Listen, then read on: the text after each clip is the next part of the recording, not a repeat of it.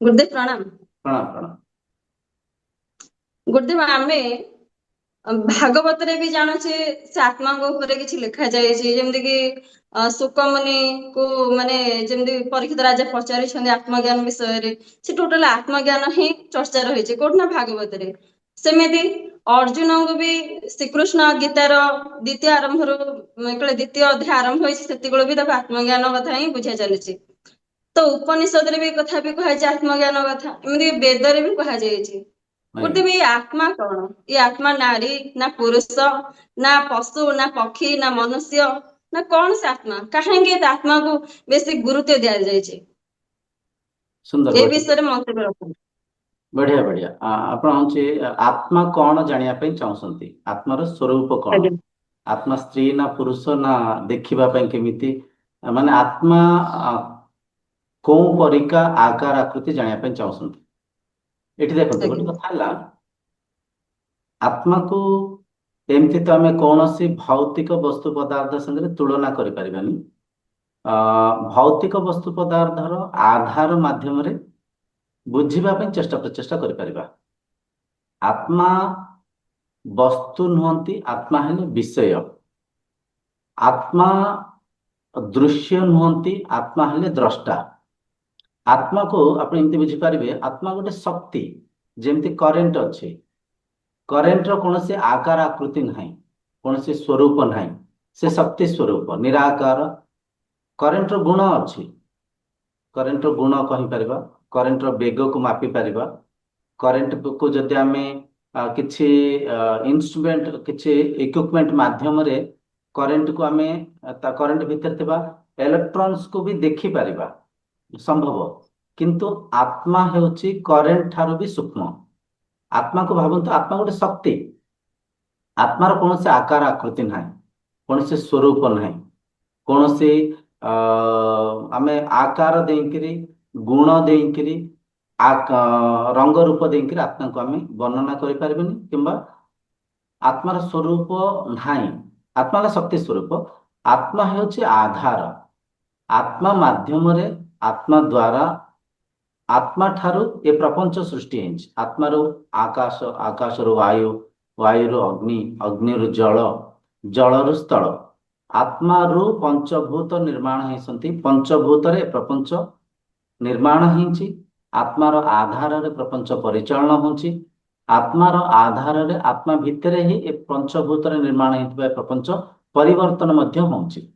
କିନ୍ତୁ ଆତ୍ମାର କୌଣସି ଆକାର ଆକୃତି ନାହିଁ। ଆତ୍ମାକୁ ଆମେ ସ୍ୱରୂପରେ, ଗୁଣରେ, ରଙ୍ଗରେ, ରୂପରେ ଚିହ୍ନି ପାରିବାନି, ଅସମ୍ଭବ। ଆତ୍ମା ଦ୍ରଷ୍ଟା, ଆତ୍ମା ଆଧାର। ବୁଝିପାରୁଛନ୍ତି? କଣ ଆଜ୍ଞା। ବୁଝିପାରିଲେ ଯେ କଣ ବୁଝିଲେ? ଆତ୍ମା ହଉଛି ଗୋଟେ ଆଧାର, ଯାହାକୁ ଆଧାର କରି ଏ ପଞ୍ଚଭୂତ ଚାଲୁଛି। ଆମର ଏଇ ଇନ୍ଦ୍ରିୟ, ମନ, ଶରୀର ସବୁ କିଛି ଚାଲୁଛି। ତାର ଆଧାରରେ ସଂସାର ବି ଚାଲୁଛି। ଯେମିତି କି ମଞ୍ଜିରୁ ଗୋଟେ ବୃକ୍ଷ ନିର୍ମାଣ ହବା, ଗୋଟେ ବୀଜରୁ ଗୋଟେ ଶରୀର ନିର୍ମାଣ ହବା, ତାର ଆଧାର ହିଁ ଚାଲୁଛି। ସେ ଗୋଟେ ହଉଛି ଆଧାର।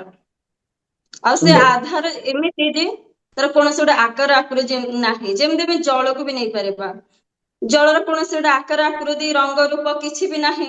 କିନ୍ତୁ ଆମେ ଗ୍ଲାସ ରଖିଲେ ଗ୍ଲାସ ପାଣି, ବାଲ୍ଟି ରଖିଲେ ବାଲ୍ଟିଟା ପାଣି, ଗରା ରଖିଲେ ଗରାଏ ପାଣି, ହେଲା କି?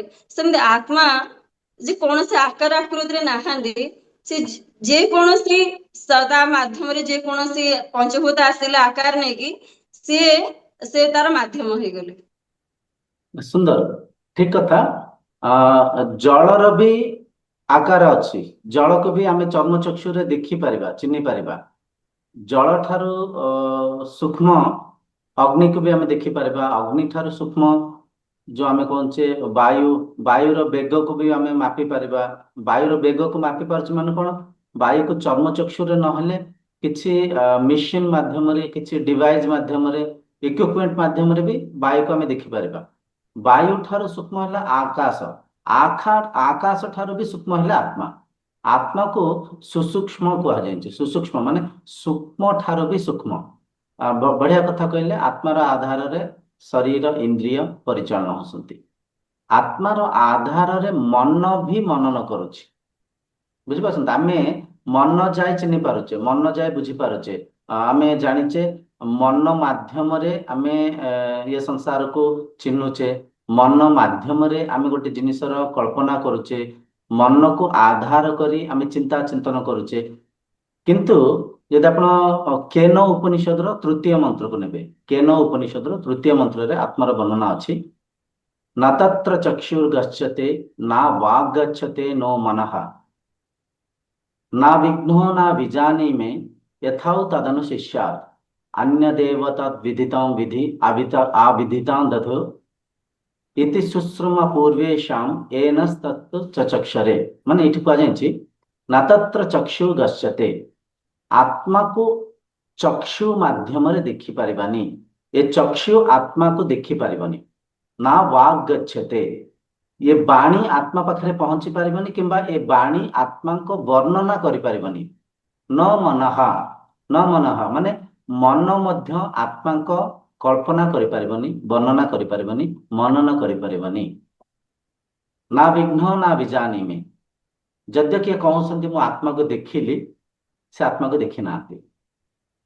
ଯିଏ କହୁଛନ୍ତି ମୁଁ ଆତ୍ମାକୁ ଦେଖିନି, ସେ ତ ଅଜ୍ଞାନରେ ଗୁରୁଦେବ ଏଇଠି ଦେଖିନାହାନ୍ତି, ମୁଁ ଗୋଟେ ସେଇଟା ଅଲଗା କଥା। କହିପାରିବି କି? ଆଜ୍ଞା। ଗୁରୁଦେବ ଟିକେ ଶୁଣିବେ, ହଁ ଆମର କୁହ। ମାଣ୍ଡୁକ୍ୟ ଉପନିଷଦର ସପ୍ତମ ମନ୍ତ୍ରରେ ବି ରହିଛି ଆଦୃଶ୍ୟମ୍ ଆବ୍ୟବହାର୍ୟମ୍ ଆଲକ୍ଷଣମ୍। ସୁନ୍ଦର, ନିଶ୍ଚୟ। ଆତ୍ମାର କୌଣସି ଲକ୍ଷଣ ନାହିଁ, କୌଣସି ଆକାର ଆକୃତି ନାହିଁ, କୌଣସି ସ୍ୱରୂପ ବର୍ଣ୍ଣନା ନାହିଁ, ସେ ହେଉଛନ୍ତି ବିଷୟ। ଆଚ୍ଛା, ଏଠି କିଛି ଲୋକ ଏ ଯୋଉ ମନ୍ତ୍ରକୁ ଭୁଲ ଭାବରେ ବି ନେଇ ଯାଇଛନ୍ତି। ଭୁଲ ଭାବରେ ନେଇ ଯାଇଛନ୍ତି କଣ? ଗୋଟେ ଗୋଟେ ମାନେ ବଢିଆ ଜିନିଷ କୁହାଯାଇଛି ଆଦୃଶ୍ୟମ୍, ସେଇଟାକୁ ବେଶୀ ଟିକେ ଗଭୀର ଭାବରେ ଆଲୋଚନା କରନ୍ତୁ। ହଁ, ଆଦୃଶ୍ୟ ମାନେ ତାଙ୍କୁ ଦେଖି ହବନି, ତାଙ୍କୁ ଦେଖି ହବନି। ସେଇ କଥା ହିଁ ଏଠି ଆମେ କେନ ଉପନିଷଦର ତୃତୀୟ ମନ୍ତ୍ର ବି ସେଇଆ ହିଁ କହୁଛି।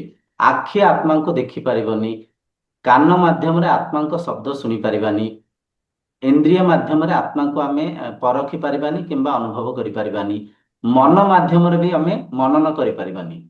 ଆଚ୍ଛା, ଏଠି ବହୁତ ଲୋକ এই କଥାକୁ ବହୁତ ଭୁଲ ଭାବରେ ନକାରାତ୍ମକ ଭାବରେ ନେଇ ଯାଇଛନ୍ତି। ସେମାନେ ଭାବି ଯାଇଛନ୍ତି ଆତ୍ମା ଅଲଗା, ପରମାତ୍ମା କିଏ ଅଲଗା ଅଛନ୍ତି।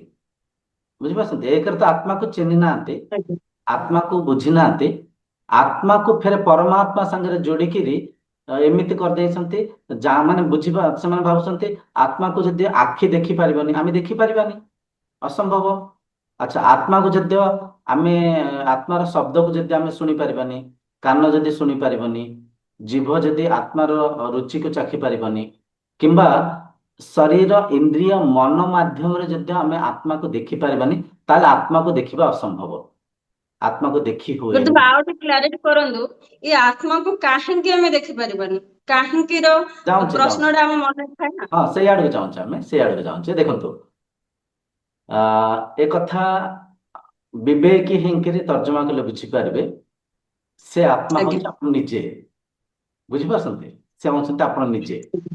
ଆଚ୍ଛା, ଆତ୍ମା ଯେହେତୁ ଆଖିକୁ ଗୋଟେ ବସ୍ତୁ ରୂପରେ ବିନିଯୋଗ କରୁଛନ୍ତି, ବୁଝିପାରୁଛନ୍ତି? ଆଖି ମାଧ୍ୟମରେ ସେ ଆତ୍ମା ଦେଖୁଛନ୍ତି, ମନ ମାଧ୍ୟମରେ ସେ ଆତ୍ମା ମନନ କରୁଛନ୍ତି, ମନର ସାକ୍ଷୀ ଭାବରେ ସେ ଅଛନ୍ତି, ମନର ଉର୍ଦ୍ଧ୍ୱରେ ଅଛନ୍ତି, ମନର ଆଧାର ରୂପରେ ସେ ଆତ୍ମା ଏ ଶରୀର ଭିତରେ ଅଛନ୍ତି। ବୁଝିପାରୁଛନ୍ତି? ଆଜ୍ଞା। ଆତ୍ମା ଏ ଶରୀର ଭିତରେ ଥାଇକିରି ମନକୁ ଏକ ବସ୍ତୁ ରୂପରେ, ଇନ୍ଦ୍ରିୟଙ୍କୁ ଏକ ବସ୍ତୁ ରୂପରେ, ଶରୀରକୁ ଏକ ବସ୍ତ୍ର ରୂପରେ ବିନିଯୋଗ କରୁଛନ୍ତି। ଏ ଶରୀର ଗୋଟେ ଖୋଳପା, ଏ ଖୋଳପାକୁ, ଏ ଶରୀରକୁ ସେଇ ଆତ୍ମା, ସେଇ ଆପଣ ଏକ ବସ୍ତ୍ର ରୂପରେ ଧାରଣା କରିଛନ୍ତି। ବୁଝିପାରୁଛନ୍ତି? ଆଚ୍ଛା, ଏମିତି ବୁଝନ୍ତୁ, ଆଜ୍ଞା। ଯୋଉ ଆତ୍ମା ଚକ୍ଷୁ ମାଧ୍ୟମରେ ଏ ସଂସାରକୁ ଦେଖୁଛନ୍ତି, ଯୋଉ ଆତ୍ମା ମନ ମାଧ୍ୟମରେ ଏ ସଂସାରକୁ ମନନ କରୁଛନ୍ତି, ଅନୁଭବ କରୁଛନ୍ତି, ମାନେ ସେ ଆତ୍ମା ଶରୀର ଇନ୍ଦ୍ରିୟ ମନର ଉର୍ଦ୍ଧ୍ୱରେ ଅଛନ୍ତି। ବୁଝିପାରୁଛନ୍ତି? ଭଗବତ ଗୀତାର ତୃତୀୟ ଅଧ୍ୟାୟ ଶ୍ଲୋକ ସଂଖ୍ୟା 42 ଆମେ ପଢିଥିଲେ, ଇନ୍ଦ୍ରିୟାଣୀ ପରନ୍ୟାହୁଃ ଇନ୍ଦ୍ରିୟଭ୍ୟୋ ପରୋ ମନଃ ମନସସ୍ତୁ ପରା ବୁଦ୍ଧିର୍ ୟୋ ବୁଦ୍ଧିର୍ ପରତସ୍ତୁ ସାହା। ସଂସାରର ଆଧାର ଶରୀର, ଶରୀରର ଆଧାର ଇନ୍ଦ୍ରିୟ, ଇନ୍ଦ୍ରିୟଙ୍କ ସ୍ୱାମୀ କିମ୍ବା ଇନ୍ଦ୍ରିୟଙ୍କର ଆଧାର ମନ, ମନର ଆଧାର କିମ୍ବା ମନ ଠାରୁ ଶ୍ରେଷ୍ଠ ବୁଦ୍ଧି, ବୁଦ୍ଧିର ଆଧାର ଆତ୍ମା, ଶରୀର ଇନ୍ଦ୍ରିୟ ମନର ଉର୍ଦ୍ଧ୍ୱରେ ସେ ଆତ୍ମା ଅଛନ୍ତି। ତ ତ ସେ ଆତ୍ମା ଯେହେତୁ ମନକୁ ବିନିଯୋଗ କରୁଛନ୍ତି ଏକ ବସ୍ତୁ ରୂପରେ, ଏକ ଏକ ପରିକର ରୂପରେ, ମନ ମାଧ୍ୟମରେ ସେ ଆତ୍ମା ମନନ କରୁଛନ୍ତି। ମନର ସାକ୍ଷୀ ଭାବରେ, ମନର ଦ୍ରଷ୍ଟା ଭାବରେ ସେ ଆତ୍ମା ହିଁ ମନର ବିଚାରକୁ ଦେଖୁଛନ୍ତି। ଆମେ କହୁଛେ ଭଗବାନ ଅନ୍ତର୍ୟାମୀ। ଭଗବାନ ଅନ୍ତର୍ୟାମୀ ମାନେ କଣ? ଅନ୍ତରର ଉର୍ଦ୍ଧ୍ୱରେ ଅଛନ୍ତି, ମନର ଉର୍ଦ୍ଧ୍ୱରେ ଅଛନ୍ତି, ହୃଦୟର ଗଭୀରତମ ପ୍ରଦେଶରେ ଅଛନ୍ତି। ସିଏ ସର୍ବୋପରେ, ସିଏ ଆଧାର। ତାଙ୍କ ଠାରୁ ପଞ୍ଚଭୂତ ନିର୍ମାଣ ହେଇଛନ୍ତି, ଜନ୍ମ ହେଇଛନ୍ତି। ପଞ୍ଚଭୂତରେ ପ୍ରପଞ୍ଚ ନିର୍ମାଣ ହେଇଛି, ସେଇ ପଞ୍ଚଭୂତରେ ଶରୀର ନିର୍ମାଣ ହେଇଛି।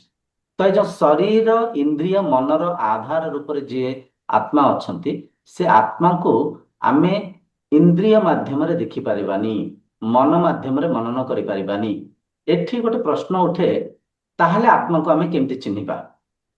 କିଛି ତ ଉପାୟ ଥିବ, କାହିଁକି ନା ଆଧ୍ୟାତ୍ମିକତାର ଆଜ୍ଞା। ଉଦ୍ଦେଶ୍ୟ ହେଲା ଆତ୍ମ ସାକ୍ଷାତକାର କରିବା, ଆତ୍ମାକୁ ଚିହ୍ନିବା, ନିତ୍ୟ ପଦାର୍ଥକୁ ବୁଝିବା। ତାହେଲେ ବିଧି କଣ, କେମିତି ଚିହ୍ନିବା? ତ ଏଠି ବିଧି ହେଲା, ଆମେ ଅନ୍ତର୍ଯାତ୍ରା କରି ସେ ଆତ୍ମା ସାଙ୍ଗରେ ଯେତେବେଳେ ସମାହିତ ହବା, ବୁଝିପାରୁଛନ୍ତି? ଆତ୍ମା ସାଙ୍ଗରେ ଯେତେବେଳେ ଆଜ୍ଞା। ଏକ ହବା, ଆତ୍ମା ସାଙ୍ଗରେ ଯେତେବେଳେ ମନ ଯୁକ୍ତ ହଉଛି, ଆତ୍ମା ମାୟାର ବଶୀକୃତ ହେଇଯାଉଛନ୍ତି, ମାୟାରେ ହଜି ମଜି ଯାଉଛନ୍ତି। ଆତ୍ମା ନିଜକୁ ମନ ମାନି ନଉଛନ୍ତି ଅବିଦ୍ୟା ଅଜ୍ଞାନରେ, ବୁଝିପାରୁଛନ୍ତି?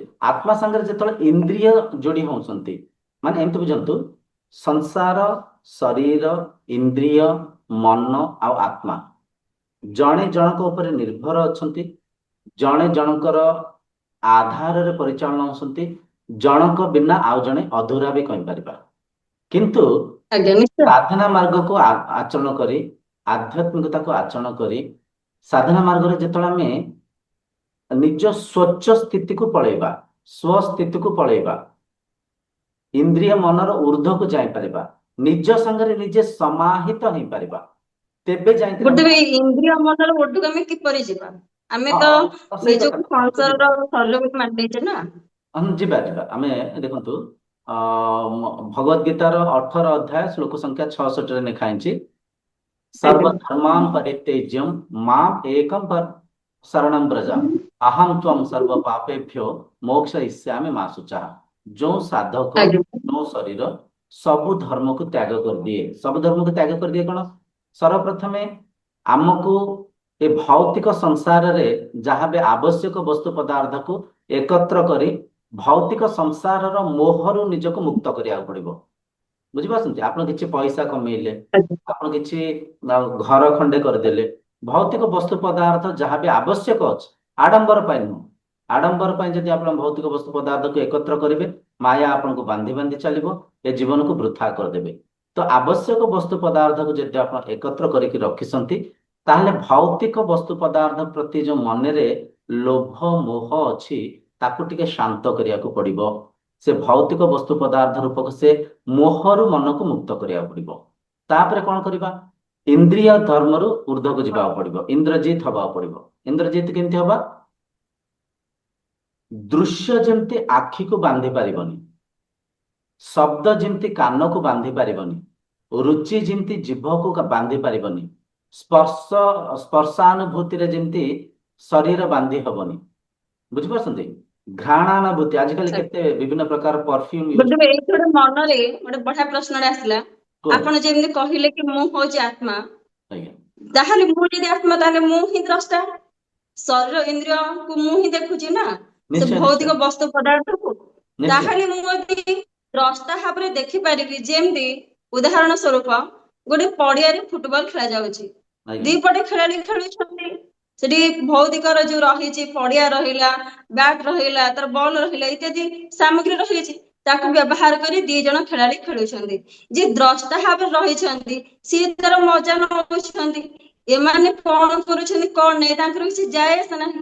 ଠିକ ସେମିତି ଯଦି ମୁଁ ଆତ୍ମା, ମୁଁ ଯଦି ନିଜକୁ ଦ୍ରଷ୍ଟା ଭାବରେ ରଖି ଏ ଦୃଶ୍ୟ ମାନଙ୍କୁ ଦେଖି ପାରିବି, ତାହେଲେ ତ ନିଶ୍ଚୟ ମୁଁ ନିଜ ସ୍ୱରୂପ ସ୍ଥିତ ରହିପାରିବି, ଇନ୍ଦ୍ରିୟ ମନର ଊର୍ଦ୍ଧ୍ୱକୁ ନିହାତି ଯାଇପାରିବି। ସୁନ୍ଦର, ଭଲ କଥା କହିଲେ। କିନ୍ତୁ ଏଠି ଦ୍ରଷ୍ଟା ଭାବକୁ ଯିବା ପାଇଁ ହେଲେ ସେତିକି ସାଧନାର ଆବଶ୍ୟକ ଅଛି, ସେତିକି ଗଭୀର ଜ୍ଞାନର ବି ଆବଶ୍ୟକ ଅଛି। ଦ୍ରଷ୍ଟା କିଏ, ଦ୍ରଷ୍ଟା ଭାବ କଣ, କେମିତି ସେ ଭାବରେ ରହିପାରିବା, ବାରମ୍ବାର ପ୍ରୟାସ କଲେ, ବାରମ୍ବାର ସାଧନା କଲେ ସେ ଅବସ୍ଥାକୁ ଯାଇପାରିବେ। ଦ୍ରଷ୍ଟା କେବଳ ଶୁଣିଦେଲେ ହବନି, ସେ ଦ୍ରଷ୍ଟା ଭାବକୁ ଯିବା ପାଇଁ ହିଁ ଆମର ଯୋଉ ଚର୍ଚ୍ଚା ଥିଲା, ଯୋଉ ପ୍ରୟାସ ଥିଲା, ପ୍ରଥମେ ଭୌତିକ ବସ୍ତୁ ପଦାର୍ଥରୁ ମନକୁ ଟିକେ ଆମେ ମୁକ୍ତ କରିବା, ତାପରେ ଇନ୍ଦ୍ରଜିତ ହବା, ଇନ୍ଦ୍ରିୟଙ୍କୁ ଜିତିବା। ଇନ୍ଦ୍ରିୟଙ୍କୁ କେମିତି ଜିତିବା, ତା ଉପରେ ସାଧନା ଅଛି। ଯୋଉ ସାଧନ ଚତୁଷ୍ଟୟର ସମାଧି ଷଟ୍ ସମ୍ପତ୍ତି ସାଧନା ଅଛି, ଯାହା ଦେହରେ ଶମ ଦମ ଉପରତି ତିତିକ୍ଷା ଶ୍ରଦ୍ଧା ସମାଧାନ ସାଧନା ଅଛି। ସେ ସାଧନାକୁ ଆଚରଣ କରି ଇନ୍ଦ୍ରଜିତ ହବା। ଇନ୍ଦ୍ରଜିତ ହେଲା ପରେ ମନକୁ ପରଖିବା। ମନ ହିଁ ମାୟା, ମନର ଅତି ପାଖରେ ସେ ବ୍ରହ୍ମ ଅଛନ୍ତି, ସେ ଆତ୍ମା ଅଛନ୍ତି, କିମ୍ବା ଗୋଟେ ଆପଣ ମନ ଅଛନ୍ତି। କଣ? କି ହଁ, ମନ ମନ ମାନେ ଆମେ କଣ? ଜାଣିଛେ ମନ ହେଲା, ଜନ୍ମରୁ ମୃତ୍ୟୁ ପର୍ଯ୍ୟନ୍ତ। ଆଜ୍ଞା କୁହନ୍ତୁ, ବୁଦ୍ଧ ଜନ୍ମ ଟିକେ ପ୍ରଶ୍ନ, କୁହନ୍ତୁ ଜନ୍ମରୁ କୁହନ୍ତୁ। ମୃତ୍ୟୁ ପର୍ଯ୍ୟନ୍ତ ମନ ହିଁ ଆମକୁ ପରିଚାଳନା କରିଥାଏ ନା। ନିଶ୍ଚୟ। କୌଣସି ଗୋଟେ ବିଚାର ଆସିଲା ମାନେ ଆମେ ହଠାତ୍ କାର୍ଯ୍ୟ କରନ୍ତି, ଖାଇବାର ବିଚାର ଆସିଲା ଖାଆନ୍ତି, ଶୋଇବାର ବିଚାର ଆସିଲେ ଶୁଅନ୍ତି, ଡ୍ୟୁଟି ଯିବାର ବିଚାର ଆସିଲେ ଡ୍ୟୁଟି କରନ୍ତି। ଅର୍ଥାৎ ପ୍ରଥମେ ଗୋଟେ ଭାବନା କ୍ରିଏଟ ହଉଛି, ତାପରେ ଇନ୍ଦ୍ରିୟ କର୍ମ କରୁଛି। ତ ଏଇ ମନ କଣ, ଆମେ ଯଦି ମନକୁ ଚିହ୍ନି ପାରିବା ତାହେଲେ ମନର ଊର୍ଦ୍ଧ୍ୱକୁ ଯାଇପାରିବା। ସୁନ୍ଦର, ଭଲ କଥା କହିଲେ। ମନ ହେଲା ଜନ୍ମରୁ ଆଜି ଯାଏ ଆମେ ଯାହା ବି ଇନ୍ଦ୍ରିୟ ମାଧ୍ୟମରେ ଅନୁଭବ କରିଛେ, ସେ ଅନୁଭବର ସ୍ମୃତି ସଂଗ୍ରହିତ ହେଇକିରି ମସ୍ତିଷ୍କ ଭିତରେ ଅଛି। ସେ ଅନୁଭବର ସ୍ମୃତିର ସଂଗ୍ରହ ହିଁ ମନ। ଶରୀର ଅଛି ତ ମନ ରହିବ, ମନ ଅଛି ତ ମନ ମନନ କରିବ। କିନ୍ତୁ ମନର ଊର୍ଦ୍ଧ୍ୱକୁ ଯିବା ପାଇଁ ତାର ବିଧି ହେଲା ଧାରଣା ବିଧି, ଧ୍ୟାନ ବିଧି, ସମାଧି ବିଧି। ବୁଝିପାରୁଛନ୍ତି? ସର୍ବପ୍ରଥମେ ମନକୁ ଶାନ୍ତ କରିବା ପାଇଁ, ମନକୁ ସ୍ଥିର କରିବା ପାଇଁ ଆମେ ଏକ ଗୁରୁ ମନ୍ତ୍ରକୁ ମାଧ୍ୟମ କରି ସେ ମନ୍ତ୍ରକୁ ସ୍ମରଣ କରିବା। ଅନ୍ତଃ ମନରେ, ମନ୍ତ୍ର ମନରେ ସ୍ମରଣ କରିବା, ପାଟିରେ ନୁହଁ। ଯାହାକୁ ଆମେ କହୁଛେ ଜପ କହୁଛେ, ଧ୍ୟାନ କହୁଛେ। ତ ସେ ଜପ ଧ୍ୟାନ ମାଧ୍ୟମରେ ଆମେ ମନ୍ତ୍ର ସ୍ମରଣ କଲେ ହବ କଣ, ଏବେ ମନ ଭୌତିକ ବିଚାରର ଜାଲରେ ବାନ୍ଧି ଛନ୍ଦି ରହିଛି। ମନ ବିଭିନ୍ନ ପ୍ରକାର ବିଚାରକୁ କରୁଛି। ଇନ୍ଦ୍ରିୟ ସମ୍ପର୍କରେ ଯାହା ବି କିଛି ଭୌତିକ ବସ୍ତୁ ପଦାର୍ଥ ଆସୁଛି, ସେ ବସ୍ତୁ ପଦାର୍ଥ ପ୍ରତି ଆମ ମନରେ ଯାହା ବି ବିଚାର ଅଛି, ସେ ବିଚାର ଜାଗୃତ ହେଇଯାଉଛି, ମନ ମନନ ଆରମ୍ଭ କରିଦଉଛି। ତେଣୁକରି ଆମେ ଯେତେବେଳେ ମନକୁ ଏକାଗ୍ର କରିବା ପାଇଁ ମନ୍ତ୍ର ଉଚ୍ଚାରଣ କରିବା, ମନ୍ତ୍ର ଉଚ୍ଚାରଣ ମାଧ୍ୟମରେ ମନରେ ଏକାଗ୍ରତା ଆସେ ଏବଂ ମନ ଅନ୍ତର୍ମୁଖୀ ହୁଏ। ବୁଝିପାରୁଛନ୍ତି? ତ ମନରେ ଯେତେବେଳେ ଗୋଟେ ଏକାଗ୍ରତା ଆଉ ଗୋଟେ ଆସିବ, ପ୍ରଶ୍ନ କରିବି, ଆଜ୍ଞା ଯେମିତି ଆମେ ଆମ ଶରୀର ସବୁ ପଞ୍ଚଭୂତରେ ସୃଷ୍ଟି, ଏକ ଆଜ୍ଞା ପଞ୍ଚଭୂତରୁ ହିଁ ସମସ୍ତ ଶରୀର ସୃଷ୍ଟି, ସେମିତି ମନ ବି ଏକ। କିନ୍ତୁ ଗୁରୁଦେବ ଜଣଙ୍କ ମନ ସାଧୁରେ ପଲଟି ଯାଉଛି, ଜଣଙ୍କ ମନ କେମିତି ସଂସାରରେ ଦୁଷ୍ଟ କାମରେ ନା, ଯିବା ଯିବା ଲାଗୁଛି। ଆମେ ସିଆଡକୁ ଯିବା, ସେଇ କାହିଁକିନା ବ୍ରହ୍ମ ଜ୍ଞାନ ହଉଛି ଗୋଟେ ବିରାଟ ସାଗର ପରିକା। କଥା ହଉଥିବା କିଛି ଆଜ୍ଞା ଆଉ ଆଜ୍ଞା କୁଆଡେ ପହଞ୍ଚିଯିବା। ଆମେ ଗୋଟେ ସିକ୍ୱେନ୍ସ ରେ କଥା ହବା। ଆମେ ଏବେ ପ୍ରଥମେ ଆମର ଚର୍ଚ୍ଚାର ଉଦ୍ଦେଶ୍ୟ, ଆପଣ ପଚାରିଲେ ଆତ୍ମା କଣ, ଆତ୍ମାକୁ କେମିତି ଚିହ୍ନିବା। ତ ସେ ଜିନିଷକୁ ବୁଝି ସାରିଲା ପରେ ମନ ଉପରେ ଆମେ ଅଧିକ ଚର୍ଚ୍ଚା ହବା। ଏବେ ଆମେ ଗୁରୁତ୍ୱ ଦେବା ଆତ୍ମାକୁ ବୁଝିବା ପାଇଁ। ଆଜ୍ଞା ଆତ୍ମାକୁ ବୁଝିବା ପାଇଁ ହେଲେ ମନ, ସର୍ବପ୍ରଥମେ ଆମେ ଗୁରୁ ମନ୍ତ୍ରକୁ ସ୍ମରଣ କଲେ। ଗୁରୁ ମନ୍ତ୍ରକୁ ଯେତେବେଳେ ଆମେ ମନ୍ତ୍ର ସାଧନାରେ ସିଦ୍ଧି କଲେ, ଧୀରେ ଧୀରେ ଅନ୍ତର୍ଧ୍ୱନି, ମାନେ ନିଶ୍ୱାସ ଚାଲିଛି, ନିଶ୍ୱାସ ହେଲା ଅଜପା ମନ୍ତ୍ର। ଏ ସାଧନା ହେଲା ଆଉ ଟିକେ ସୂକ୍ଷ୍ମ ସାଧନା। ସ୍ଥୂଳ ସାଧନାରୁ ସୂକ୍ଷ୍ମ ସାଧନା କରି କରିକା ଆମେ ଅନ୍ତର୍ଯାତ୍ରା କରୁଛେ, ଆତ୍ମା ତତ୍ଵ ପାଖରେ ପହଞ୍ଚିବା ପାଇଁ, କିମ୍ବା ଆତ୍ମା ସାଙ୍ଗରେ ସମାହିତ ହବା ପାଇଁ, କିମ୍ବା ମନକୁ ନିରୁଦ୍ଧ ଅବସ୍ଥାକୁ ନବା ପାଇଁ, କିମ୍ବା ମନକୁ ମୌନ କରିବା ପାଇଁ ଆମେ ଚେଷ୍ଟା କରୁଛେ। ତ ସେ ପ୍ରଚେଷ୍ଟାରେ ପ୍ରଥମେ ଗୁରୁ ମନ୍ତ୍ର ସ୍ମରଣ କଲେ, ତାପରେ ଅଜପା ମନ୍ତ୍ର ନିଶ୍ୱାସକୁ ଦେଖି ଧାରଣା କଲେ। ଧାରଣା କରିବା ମାନେ ମନରେ ଧରିଛେ, ବିଚାରରେ ଧାରଣା କରିଛେ। ଗୁରୁ ମନ୍ତ୍ରକୁ ଧାରଣା କଲେ, ତାପରେ ଅଜପା ମନ୍ତ୍ର ରୂପକ ନିଶ୍ୱାସକୁ ଧାରଣା କଲେ, ନିଶ୍ୱାସର ଧ୍ୱନିକୁ ଧାରଣା କଲେ। ତାପରେ ଆମ ଭିତରେ ବହୁତ ସାରା ଅନ୍ତର୍ଧ୍ୱନି ଅଛି। ଝିଣ୍ଟିକା ବୋବେଇଲା ପରିକା ଶବ୍ଦ ଶୁଭିବ, ହୃଦୟ ସ୍ପନ୍ଦନ ଶୁଭିବ, ପକ୍ଷୀ ବୋବେଇଲା ପରିକା ଶବ୍ଦ ଶୁଭିବ। ଅନ୍ତର୍ଧ୍ୱନିରେ ଆପଣଙ୍କୁ ବ୍ରହ୍ମଧ୍ୱନି, ଶଙ୍ଖ ଶୂନ୍ୟରେ ଶଙ୍ଖ ବାଜୁଥିଲା ପରିକା ଶବ୍ଦ ଶୁଭିବ। ଏସବୁ ଜିନିଷକୁ ଧାରଣା କରି କରି କରି କରି ସମୟ ଆସିବ, ମନ ନିରୁଦ୍ଧ ଅବସ୍ଥାକୁ ପଳେଇବ, ମନ ଧ୍ୟାନସ୍ଥ ହେଇଯିବ, ଧ୍ୟାନ ଘଟିତ ହବ। ତ ଧ୍ୟାନସ୍ଥ ହେଲା ପରେ ଧୀରେ ଧୀରେ ସମୟ ଆସିବ, ସମାଧି ଘଟିତ ହବ।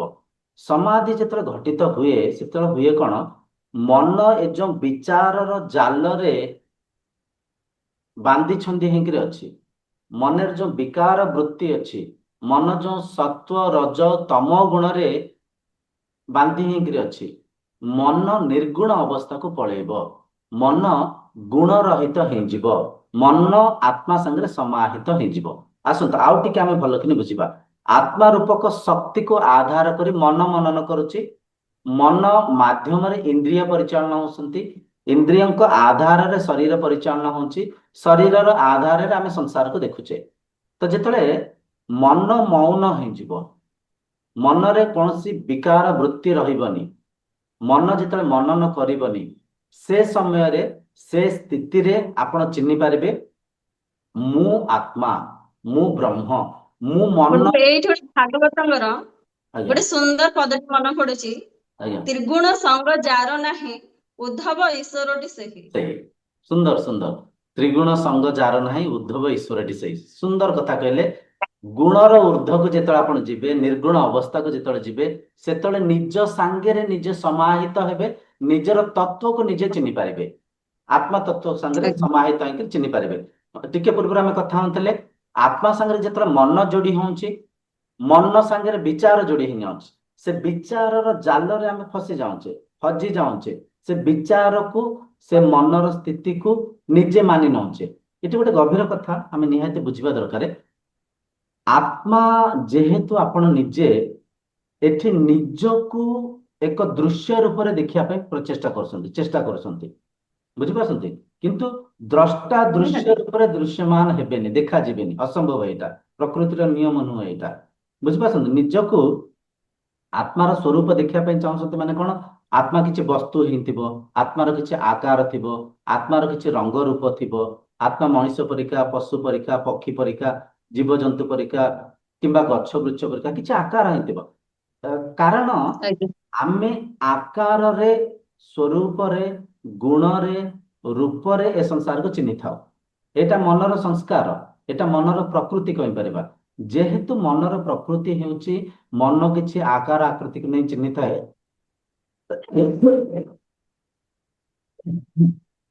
ଆମେ ସେଇଆ ଚେଷ୍ଟା କରୁଛେ ଏଠି, ଆକାର ମାଧ୍ୟମରେ ଆମେ ଚିହ୍ନିବା ପାଇଁ ନିଜକୁ।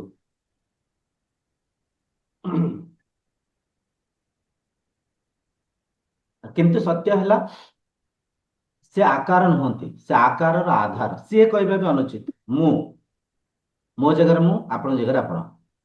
ମୁଁ ନିରାକାର, ମୁଁ ନିର୍ଗୁଣ, ମୁଁ ଅଲେଖ, ମୁଁ ଅବ୍ୟକ୍ତ, ମୁଁ ନିର୍ବିକଳ୍ପ। ନିର୍ବିକଳ୍ପ ମାନେ ମୋର ବିକଳ୍ପ ନାହିଁ, ମୁଁ ଏକ। ମୋ ଆଧାରରେ ମନ ମନନ କରୁଛି। ତ ଏଠି ଯେହେତୁ ମନର ପ୍ରକୃତି ମନ ବହିର୍ମୁଖୀ, ମନର କବାଟ ବାହାରକୁ ଖୋଲା ହେଇଛି, ଇନ୍ଦ୍ରିୟଙ୍କର କବାଟ ବାହାରକୁ ଖୋଲା ହେଇଛି, ଶରୀର ତାର ପ୍ରକୃତି ବାହାର ଭୌତିକ ବସ୍ତୁକୁ ଅନୁଭବ କରିଥାଏ। ଆଖି ଖୋଲିଲେ ଆମକୁ ଦୃଶ୍ୟ ଦେଖାଯିବ, ଜାଗ୍ରତ ଅବସ୍ଥାକୁ ଆସିଲେ କାନରେ ଶବ୍ଦ ଶୁଣାଯିବ, ବିଭିନ୍ନ ଶବ୍ଦ ସାଙ୍ଗରେ କାନ ବାନ୍ଧି ହେଇଯିବ। ତ ଯେହେତୁ ଇନ୍ଦ୍ରିୟ ମନର କବାଟ ବାହାରକୁ ଖୋଲା ହେଇଛି, ଆମେ ଯେହେତୁ ବହିର୍ମୁଖୀ ହେଇକରି ଏ ସଂସାରକୁ ଅନୁଭବ କରୁଛେ, ଉପଭୋଗ କରୁଛେ, ଆମେ ସେଇ ପରିକା ହିଁ ଆତ୍ମାକୁ ଏକ ରଙ୍ଗରେ, ରୂପରେ, ଆକାର ଆକୃତିରେ ଚିହ୍ନିବା ପାଇଁ ଚେଷ୍ଟା କରୁଛେ। କିନ୍ତୁ ଜ୍ଞାନର ଅଭାବରୁ, ଅବିଦ୍ୟା ଅସ୍ମିତାରେ ଆମେ ସବୁ କିଛି ଚିହ୍ନୁଛେ, ଆତ୍ମାକୁ ଚିହ୍ନି ପାରୁନେ। ତ ଏଠି ଗୋଟେ ଏଇଠି ମୁଁ ଗୋଟେ କହିବି, ଗୋଟେ ସୁନ୍ଦର କଥା ଏଠି ଶିଖିବାକୁ ମିଳିଲା।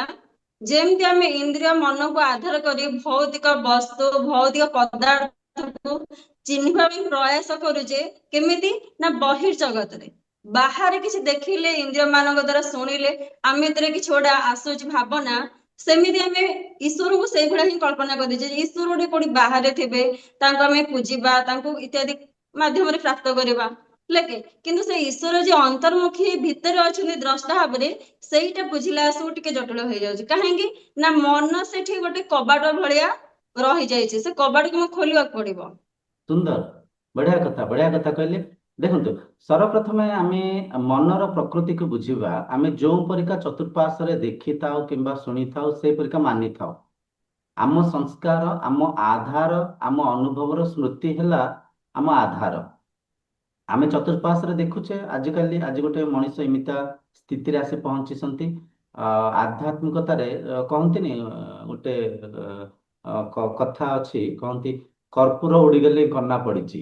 ମାନେ ସେଇପରିକା ଆଜ୍ଞା ଆଧ୍ୟାତ୍ମିକତାର ଯୋଉ ସାଧନାର ଯୋଉ ବୈଦିକ ପରମ୍ପରାର ଯୋଉ ବିଧି ଅଛି ସେ ବିଧିର ସମ୍ପୂର୍ଣ୍ଣ ମାନେ ବହୁତ କମ ମଠ ମନ୍ଦିର ଅଛି। ବୈଦିକ ପରମ୍ପରାର ଚର୍ଚ୍ଚା ହଉଛି, ଆଜ୍ଞା ଆତ୍ମଜ୍ଞାନର ଚର୍ଚ୍ଚା ହଉଛି, ବିଧିବତ ସାଧନା ହଉଛି। ଅଧିକାଂଶ ଶରୀର ଏ ଗପ କାହାଣୀ, ଏ ଯୋଉ ସିନେମା ଭିଡିଓ, ଏସବୁ ବହିର୍ମୁଖୀ ହେଇକରି ସେମାନେ ପ୍ରଚାର ବି କରୁଛନ୍ତି। ଆଉ ଆମେ ମାନେ ବି ଆଜିର ସଂସାରରେ ସେଇପରିକା ସେ ଆତ୍ମଜ୍ଞାନକୁ ଶୁଣୁଛନ୍ତି, ସେଇପରିକା ମୂର୍ତ୍ତି ଆକାର ଫଟୋ ସ୍ୱରୂପରେ ଈଶ୍ୱରକୁ ମାନିଛନ୍ତି। ତ ସେଇପରିକା ଆମେ ଶୁଣିଛେ ଯେମିତି ଗୋଟେ ଢଗ ଅଛି, ଆପଣ ଶୁଣିଥିବେ, ଛଅ ତୁଣ୍ଡେ ଛେଳି କୁକୁର। ଯଦି 6 ଜଣ କିମ୍ବା ଅଧିକାଂଶ ଲୋକ ଗୋଟେ ଛେଳିକୁ କୁକୁର କହିବେ, ସେ ଅଧିକାଂଶ ଲୋକଙ୍କର ସେ ବ୍ୟବହାରକୁ ମାଧ୍ୟମ କରି ଯିଏ ଅଜଣା ବ୍ୟକ୍ତି ତାକୁ ଦେଖୁଥିବେ ସିଏ ବି ତାକୁ କୁକୁର ଭାବି ନେବେ, ଏ ଛେଳିକୁ ଚିହ୍ନି ପାରିବେନି। ଆଜିର ଆଧ୍ୟାତ୍ମିକତା ସେମିତି ହେଇଯାଇଛି। ଆମେ ରଙ୍ଗ ରୂପରେ ଆକାର ଆକୃତିରେ ମନ୍ଦିର ଗଢୁଛେ। ମନ୍ଦିର ହେଲା ପରାବିଦ୍ୟାର ବିଦ୍ୟାଳୟ। ମନ୍ଦିରକୁ ଆମେ ଏଇଥିପାଇଁ ଯିବା, ଆଜ୍ଞା। ସାଧନା ଶିଖିବା ପାଇଁ, ଆତ୍ମଜ୍ଞାନକୁ ଶିଖିବା ପାଇଁ, ନିଜର ସତ୍ ସତ୍ତାକୁ ଶିଖିବା ପାଇଁ, ନିଜର ନିତ୍ୟ ପଦାର୍ଥକୁ ଶିଖିବା ପାଇଁ। ବୁଝିପାରୁଛନ୍ତି? ତ ଆଉ ଗୋଟେ କଥା ଏଠି, ଆମେ ଯେତେବେଳେ ମନ୍ଦିରକୁ ଯାଉଛେ କଣ କରୁଛେ ନା ପ୍ରଣାମ କରୁଛେ। ପ୍ରଣାମ କଲା ମାନେ ଆଖିଟା ଆମେ ବନ୍ଦ କରିଦଉଛେ। ଆମେ ଆଖିଟା ଯାଇଥିଲେ ଦିଅ ଦେଖିବାକୁ, ଆଖିଟା କାହିଁକି ଆମେ ବନ୍ଦ କରୁଛେ? ଆଉ ସୁନ୍ଦର ସେଠି ସୁନ୍ଦର ଆଖିଟା ଯେତେବେଳେ ବନ୍ଦ କରୁଛେ, ପ୍ରକୃତିର ଅବଚେତନ ମନ ସେଠି ସୂଚିତ କରୁଛି, ଯୋଉ ଈଶ୍ୱରକୁ ତୁ ବାହାରେ ଦେଖିବାକୁ ପ୍ରୟାସ କରୁଛୁ ସେଇ ତୋର ଭିତରେ ଅଛନ୍ତି। ତାକୁ ଟିକେ ଆଉ ଟିକେ କ୍ଲାରିଟି ଗୁରୁଦେବ ଦିଅନ୍ତୁ। ସୁନ୍ଦର ସୁନ୍ଦର ଦେଖନ୍ତୁ, ମନର ସାକ୍ଷୀ ରୂପରେ, ମନର ଉର୍ଦ୍ଧ୍ୱରେ ସେ ଆତ୍ମା ଅଛନ୍ତି କିମ୍ବା ସେ ଈଶ୍ୱର ଅଛନ୍ତି କିମ୍ବା ଆପଣ ଅଛନ୍ତି। ବୁଝିପାରୁଛନ୍ତି? ସେ ଯୋଉ ନିତ୍ୟ ଆଜ୍ଞା ପଦାର୍ଥ, ସେ ଯୋଉ ସଂସାରର ଆଧାର ରୂପକ ସେ ଆତ୍ମଶକ୍ତି ହୃଦୟର ଗଭୀରତମ ପ୍ରଦେଶରେ ଅଛନ୍ତି। ଆମେ ଯେତେବେଳେ ବି ଉପାସନାରେ କିଛି ମାଧ୍ୟମ କରୁଛେ, କିଛି ଆଧାରକୁ ଆମେ ସାହାଯ୍ୟ ନଉଛେ, ସେ ଆଧାର ମାଧ୍ୟମରେ ବି ଜାଣି ଅଜାଣତରେ ଆମେ ଅନ୍ତର୍ମୁଖୀ ହବା ପାଇଁ ଚେଷ୍ଟା କରୁଛେ। ଆମେ ଦେଖନ୍ତୁ ପୂଜା କରୁଛେ, ଦିଅଁଙ୍କୁ ଯେତେବେଳେ ପ୍ରଣାମ କରୁଛେ, ହାତ ଯୋଡ଼ିଲେ ଆଖି ବନ୍ଦ ହେଇଗଲା, ଅଟୋମେଟିକଲି ଆମ ଅବଚେତନ ମନ ଆମକୁ ଅନ୍ତର୍ମୁଖୀ କରୁଛି। ଅନ୍ତର୍ମୁଖୀ କରୁଛି ମାନେ କଣ? ଅନ୍ତର୍ଚକ୍ଷୁରେ ସେ ଆତ୍ମାକୁ ଦେଖିବା ପାଇଁ ଆମେ ପ୍ରୟାସ କରୁଛେ। ଏ କଥାକୁ ଧରନ୍ତୁ, ଆତ୍ମାକୁ ଚର୍ମଚକ୍ଷୁରେ ନୁହଁ, ଅନ୍ତର୍ଚକ୍ଷୁରେ ଆମେ ଚିହ୍ନି ପାରିବା। ଅନ୍ତର୍ଚକ୍ଷୁରେ ଆମେ ତାଙ୍କୁ ବୁଝିପାରିବା। ଅନ୍ତର୍ଚକ୍ଷୁକୁ ଆମେ ଧାରଣ କରି ସେ ଆତ୍ମତତ୍ଵ ସାଙ୍ଗରେ ସମାହିତ ହେଇପାରିବା, ସେ ଆତ୍ମସତ୍ତାକୁ ଚିହ୍ନି ପାରିବା। ତ ଆଖି ବନ୍ଦ କରିକିରି ସେ ଆତ୍ମଶକ୍ତିକୁ ଅନ୍ତର୍ମୁଖୀ ହେଇକି ଚିହ୍ନିବା ପାଇଁ ପ୍ରୟାସ କରୁଛେ। ବାକି ଆମେ ଯାହା ବି ବିଧି ବିଧାନକୁ ପୂଜାରେ ଆଚରଣ କରୁଛେ, ସେ ବିଧି ବିଧାନର ବି ଉଦ୍ଦେଶ୍ୟକୁ ଅନେକ ଲୋକ ବୁଝି ପାରିନଥାନ୍ତି। ଆମେ ଘଣ୍ଟି ବଜାଉଛେ, ଘଣ୍ଟି କାହିଁ ବଜାଉଛେ? ଘଣ୍ଟିର ସେ ଶବ୍ଦର ଧ୍ୱନିକୁ ଏକାଗ୍ର ସହିତ ଶୁଣିକିରି କର୍ଣ୍ଣେନ୍ଦ୍ରିୟ ମାଧ୍ୟମରେ ମନକୁ ଏକାଗ୍ରତା କରିବା ପାଇଁ କରୁଥିବା ପ୍ରୟାସ। ବୁଝିପାରୁଛନ୍ତି? ଆମେ ଯୋଉ ଘଣ୍ଟି ବଜାଉଛେ, ଆଜ୍ଞା ଆଜ୍ଞା ଘଣ୍ଟି ବାଜିଲା କାଣି ଶବ୍ଦ ଶୁଭିଲା, ମାନେ ଏକାଗ୍ରତା ସହିତ ସେ ଶବ୍ଦକୁ ଶୁଣନ୍ତୁ, ଯାହାକୁ ଆମେ ସାଉଣ୍ଡ ମେଡିଟେସନ କହୁଛେ। ସେ ଶବ୍ଦକୁ ଶୁଣିଲେ ଘଣ୍ଟିର ସେ ପ୍ରକମ୍ପନ ମନର କୋଉ ଯାଏ ଯାଉଛି ତାକୁ ଦେଖିବାର ଅଛି, ଅନ୍ତର୍ଚକ୍ଷୁରେ ଚିହ୍ନିବାର ଅଛି। ଏକାଗ୍ର ଚିତ୍ତରେ ବସିକିରି ସେ ଘଣ୍ଟି ଶବ୍ଦକୁ ମାଧ୍ୟମ କରି ମନକୁ ଏକାଗ୍ର କରିବା ପାଇଁ, ସେଟା ଶବ୍ଦ ହେଲା ମାଧ୍ୟମ। ମନ୍ତ୍ର ଉଚ୍ଚାରଣ କରୁଛେ, ସେ ମନ୍ତ୍ର ମାଧ୍ୟମରେ ବି ଆମ ଉଦ୍ଦେଶ୍ୟ ରହୁଛି ମନକୁ ଏକାଗ୍ର କରିବା ପାଇଁ। ଠିକ ସେଇପରିକା ଆମେ ଯାହା ବି ଭୌତିକ ପୂଜାରେ ଆଚରଣ କରୁଛେ, ସେ ଆଚରଣକୁ ଯଦି ଆମେ ଗଭୀର ଭାବରେ ପରଖିବା, ବୁଝିବା ପାଇଁ ଚେଷ୍ଟା ପ୍ରଚେଷ୍ଟା କରିବା, ପ୍ରତ୍ୟେକ ଆଚରଣର ଉଦ୍ଦେଶ୍ୟ ହେଲା ମନକୁ ଏକାଗ୍ର କରିବା, ମନକୁ ମୌନ କରିବା, ମନର ଊର୍ଦ୍ଧ୍ୱକୁ ଯିବା, ସେ ଆତ୍ମସତ୍ତା ସାଙ୍ଗରେ ସମାହିତ ହବା, ଏକ ହବା। ଯେତେବେଳେ ଆତ୍ମସତ୍ତା ସାଙ୍ଗରେ ସମାହିତ ହବା, ମନକୁ ମୌନ କରିଦବା, ସେ ସମୟରେ ଆମେ ନିଜ ତତ୍ଵକୁ ଚିହ୍ନିବା, ଆତ୍ମ ତତ୍ଵକୁ ଚିହ୍ନି ପାରିବା।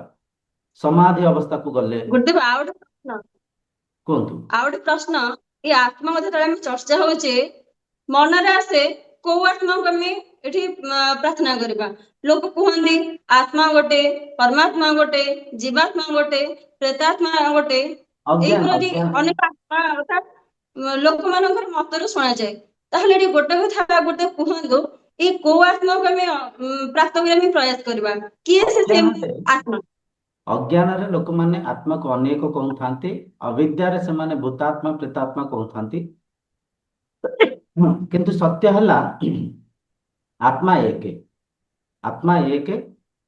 ଆମେ ଯେହେତୁ ଏ ସଂସାରକୁ ଅନେକ ରୂପରେ ଚିହ୍ନିଛେ, ଅନେକ ଆକାର ଆକୃତିରେ ମାନିଛେ, ଅନେକ ରଙ୍ଗ ରୂପରେ, ନାମରେ, ଅନେକ ଆକାର ଆକୃତିରେ ଆମେ ଯେହେତୁ ଚିହ୍ନିଛେ, ସେଇପରିକା ହିଁ ମନର ସ୍ତରରେ ଆମେ ଆତ୍ମାକୁ ବି ଅନେକ ମାନି ନେଇଛେ। କିନ୍ତୁ ସତ୍ୟ ହେଲା ଆତ୍ମା ଏକ। ଆଉ ଯେତେବେଳେ ବି ଦେଖନ୍ତୁ, ଆପଣ ହଉଛି ମନରେ ମନନ କରୁଛନ୍ତି, ସେ ମନର ବିଚାରକୁ ଦେଖି ପାରୁଛନ୍ତି କି? ବୁଝିପାରୁଛନ୍ତି? ମନର ନିଶ୍ଚୟ। ଦେଖି ପାରୁଛନ୍ତି କି? ଆଚ୍ଛା, ଜାଗୃତ ଆଜ୍ଞା। ଅବସ୍ଥାରେ ଆମେ ବିଚାରକୁ ଦେଖି ପାରୁଛେ, ଜାଗୃତ ଅବସ୍ଥାରେ ମନ ମାଧ୍ୟମରେ, ଇନ୍ଦ୍ରିୟ ମାଧ୍ୟମରେ ସଂସାରକୁ ଆମେ ପରଖୁଛେ। ଶୟନ ଅବସ୍ଥା, ଯେତେବେଳେ ନିଦ୍ରା ଅବସ୍ଥାକୁ ପଳାଉଛେ, ନିଦ୍ରା ଅବସ୍ଥାରେ ଆମେ ଯେତେବେଳେ ସ୍ୱପ୍ନକୁ ଦେଖୁଛେ, ସେ ସ୍ୱପ୍ନକୁ ବି ସେଇ ଆତ୍ମ ରୂପକ ମୁଁ ହିଁ ଦ୍ରଷ୍ଟା ଭାବରେ, ମନର ସାକ୍ଷୀ ଭାବରେ ଦେଖୁଛି। ସ୍ୱପ୍ନ ମନରେ ଚାଲୁଥିବା ବିଚାର, ମନର ସ୍ତରରେ ଚାଲୁଥିବା ବିଚାର, ମନରେ ଚାଲୁଥିବା ସେ ବିଚାରକୁ ମଧ୍ୟ ଶୟନ ଅବସ୍ଥାରେ ସ୍ୱପ୍ନ ରୂପରେ ଆତ୍ମା ରୂପକ ବ୍ରହ୍ମ ରୂପକ ମୁଁ ହିଁ ଦେଖୁଛି। ବୁଝିପାରୁଛନ୍ତି? ତାପରେ ଆସିଯାଏ ସୁଷୁପ୍ତି ଅବସ୍ଥା। ସୁଷୁପ୍ତି ଅବସ୍ଥା ମାନେ ଗାଢ ନିଦ୍ରା ଅବସ୍ଥା। ଗାଢ ନିଦ୍ରା ଅବସ୍ଥାରେ ମନରେ କୌଣସି ବୃତ୍ତି ନଥାଏ, ମନ ମୌନ ହେଇଯାଇଥାଏ। ମନ ମୌନ ହେଇଯାଇଥାଏ। ସେଠି ମୁଁ ଅଛି କିନ୍ତୁ ମନ ମୌନ ହେଇଯାଇଛି। ଯେମିତି ସୁଷୁପ୍ତି ଅବସ୍ଥାରେ ଆମେ ମନକୁ ମୌନ କରିକିରି ନିଜ ସ୍ୱରୂପରେ ରହିପାରୁଛେ, ଠିକ ସେଇପରିକା ଯଦି ଜାଗୃତ ଅବସ୍ଥାରେ ଆମେ ଧ୍ୟାନସ୍ଥ ହେଇପାରିବା, ସମାଧିସ୍ଥ ହେଇପାରିବା, ନିଜର ସତ୍ତା ସାଙ୍ଗରେ ସମାହିତ ହେଇକିରି ନିଜକୁ ଚିହ୍ନି ପାରିବା, ସେ ସ୍ଥିତିରେ ଆମେ ବୁଝିପାରିବା ଦୁଃଖ ସୁଖ, ଭଲ ମନ୍ଦ, ଗୁଣ ଆଉ ବିଚାର ଏସବୁ ମନରେ ଆସୁଛି, ମନର ସ୍ତରରେ ଆସୁଛି। କିନ୍ତୁ ମୁଁ ଦୁଃଖ ସୁଖର ଉର୍ଦ୍ଧ୍ୱରେ ଅଛି, ମୁଁ ପାପ ପୁଣ୍ୟର ଉର୍ଦ୍ଧ୍ୱରେ ଅଛି, ମୁଁ ମୁକ୍ତ ଅଛି, ମୁଁ ତୃପ୍ତ ଅଛି, ମୁଁ ଶାନ୍ତି ଅଛି, ମାନେ ମୁଁ ମୁଁ ଆନନ୍ଦର ସ୍ୱରୂପ ରୂପରେ, ମୁଁ ମନର ଆଧାର ରୂପରେ, ମୁଁ ମୁକ୍ତ ରୂପରେ, ମୁଁ ତୃପ୍ତ ରୂପରେ ମନର ଉର୍ଦ୍ଧ୍ୱରେ ଅଛି। କିନ୍ତୁ ମନର ସ୍ତରରେ ଅବିଦ୍ୟା ଅସ୍ମିତାରେ, ଅଜ୍ଞାନରେ ମୁଁ ନିଜକୁ ମନ ମାନି ନେଇଥିଲି, କିନ୍ତୁ ମୁଁ ମନ ନୁହେଁ। ମନ ମୋ ଦୃଶ୍ୟ, ଇନ୍ଦ୍ରିୟ ମୋ ଦୃଶ୍ୟ, ଶରୀର ଏକ ମୋ ବସ୍ତ୍ର, ଏ ସଂସାର ମୁଁ ରଚିଥିବା ମାୟା। ଯେମିତି ସ୍ୱପ୍ନ ସଂସାରକୁ ଦ୍ରଷ୍ଟା ଦେଖୁଥାନ୍ତି, ଦ୍ରଷ୍ଟାଙ୍କ ଭିତରେ, ଦ୍ରଷ୍ଟାଙ୍କ ଆଧାରରେ ସେ ସ୍ୱପ୍ନ ସଂସାର ପରିଚାଳନା ହୋଇଥାଏ। ସ୍ୱପ୍ନ ସଂସାରରେ ଦେଖୁଥିବା ପ୍ରତ୍ୟେକ ଜିନିଷ, ଭଲ ମନ୍ଦ, ଚୋର ସାଧୁ, ବସ୍ତୁ ପଦାର୍ଥ, ଧନ ସମ୍ପତ୍ତି, ପଦ ପଦବୀ, ସବୁର ଆଧାର ସେ ସମ୍ପୂର୍ଣ୍ଣ ସ୍ୱପ୍ନ ସଂସାରର ଆଧାର। ଯେମିତି ସେ ସ୍ୱପ୍ନ ସଂସାରକୁ ଦେଖୁଥିବା ଦ୍ରଷ୍ଟା, ଠିକ ସେଇପରିକା ଏ ଯୋଉ ଜାଗୃତ ସଂସାରକୁ ଆମେ ଦେଖୁଛେ, ଏ ଜାଗୃତ ସଂସାର ବି ସେଇ ସ୍ୱପ୍ନ ସଂସାର ପରିକା ହିଁ ଏକ ସଂସାର। ଇଏ ଜାଗୃତ ସଂସାରକୁ ବି ସେଇ ବ୍ରହ୍ମ, ସେଇ ଆତ୍ମା, ସେଇ ଆପଣ ମନର ଉର୍ଦ୍ଧ୍ୱରେ ଥାଇ ଦେଖୁଛନ୍ତି। ଗୋଟେ ଆମେ ଏଠି ଏକଥା ବି କହିପାରିବା, ଯୋଉଟା ଆମର ଗାଢ ନିଦ୍ରା ସ୍ଥିତି ରହିଛି, ସେଇଟା ହିଁ ପ୍ରକୃତିରେ ଜାଗ୍ରତ ଅବସ୍ଥାରେ ତୁରୀୟ ସ୍ଥିତି, ଯୋଉଟା କି ନା ସମାଧି ନା, ସ୍ଥିତି। ତୁରୀୟ ସ୍ଥିତି ସେଇଟା ନୁହଁ। ତୁରୀୟ ସ୍ଥିତି ତାଠୁ ଆହୁରି ଟିକେ ଆହୁରି ଉର୍ଦ୍ଧ୍ୱରେ ସେଇଟା ବି ଅଛି। ହଁ, ଚତୁର୍ଥ ସ୍ଥିତି। ତୁରୀୟ ସ୍ଥିତିରେ ସାଧକ ଏକ ହେଇଯାଇଥାନ୍ତି, ମାନେ ଆଜ୍ଞା। ಧ್ಯେୟ ଜ୍ଞାନ ଜ୍ଞାତା ଏକ ହେଇଯାଇଥାନ୍ତି। ସେଠି ଦୁଇ ନଥାଏ। ମାନେ ଖୋଲା ନେତ୍ରରେ ସେ ଏକାତ୍ମ ଭାବକୁ ସିଏ ଦର୍ଶନ କରୁଥାନ୍ତି। ତୁରୀୟ ସ୍ଥିତି, ତୁରୀୟ ସ୍ଥିତି ନୁହଁ, ଏଠି ସମାଧି ସ୍ଥିତି କହିପାରିବା। ଯେମିତି ସୁଷୁପ୍ତି ଅବସ୍ଥାରେ ଆଜ୍ଞା। ଶୋଇକିରି ଆମେ ସମାଧି ସ୍ଥିତିକୁ ଯାଉଛେ, ସେମିତି ଜାଗୃତ ଅବସ୍ଥାରେ ଯଦି ଆମେ ସମାଧି ସ୍ଥିତିକୁ ଯାଇପାରିବା, ନିଜ ସତ୍ତା ସାଙ୍ଗରେ ସମାହିତ ହେଇପାରିବା, ମନ ଠାରୁ ଉର୍ଦ୍ଧ୍ୱକୁ ଯାଇପାରିବା, ମନ ଠାରୁ ଆମେ ଅଲଗା ଅଛେ।